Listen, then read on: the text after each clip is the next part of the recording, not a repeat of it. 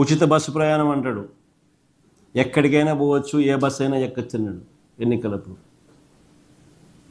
తీరా ఇప్పుడు చూస్తే కొన్ని బస్సులకే, అది కొంతమందికే అని ఇప్పుడు కొత్త కొత్త రూల్స్తో పెడతా ఉన్నాడు. మోసం కాదని అడుగుతా ఉన్నాడు. మరి ఇన్ని 420 చేష్టలు చేస్తూ ఉన్నాడు. మరి చీటింగ్ కేసు పెట్టి మీద బొక్కలో వేయాల్సింది కాదా? అసలు వీళ్ళ ముగ్గురిని బొక్కలో వేయాలటని చీటింగ్ కేసు పెట్టి. ఫ్రాడ్ కాదా ఇది? ఇదే వేరే వాడు ఎవడన్నా చేస్తే, ఏదన్నా చిట్ ఫండ్ నడిపేవాడో లేకపోతే ఏదన్నా